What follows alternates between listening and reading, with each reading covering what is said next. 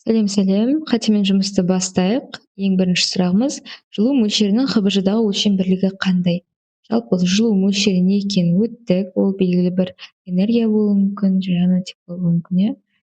Әрине, ол ХБЖ-да өлшем бірлігі энергиямен бірдей джоуль болады екен. Джеймс Джоуль атты ағылшын физигінің құрметіне қойылған. Жылу мөлшері қай әріппен белгіленеді? Әрине, Q-мен белгіленеді. F-пен белгіленеді күш, А-мен кешірім сұраймын, жұмыс, ал P-мен бізде көбінесе қысым немесе салмақ белгіленеді екен. Қысым немесе салмақ. Кеттік. Жылу мөлшері қандай шамаларға тәуелді? Дененің көлеміне, дененің массасы, температура өзгеруіне және меншікті жылу сыйымдылығына дәл осы варианты дұрыс болып тұр екен. Өйткені Q бізде SMT дейтін формула бар екенін барлығымыз білеміз. Массасына, меншікті жылу сыйымдылығына және температура өзгеруіне тәуелді деп айтып тұр екен.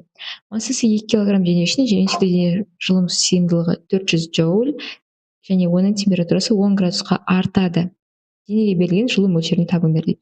Дәл жаңағы SMT формуласымен табамыз, яғни 2 кг дене меншікті жылу сыйымдылығы 400 болса, ол 10 градусқа артты, яғни температурасының өзгеруі 10 градус. Барлығын көбейткенде соңында жылу бізде 8000 джоуль денеге берілген екен. Соңғысы массасы бірдей екі дененің біреуінің меншікті жылу сыйымдылығы екіншісінен 2 есе үлкен болса, екеуінің температурасы бірдей мөлшерге өзгерсе, қай денеге көбірек жылу беріледі? Қараңдар.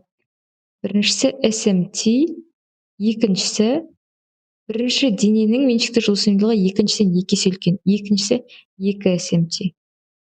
Әрине, екінші денеге меншікті жылу сыйымдылығы үлкен денеге көбірек жылу беріледі.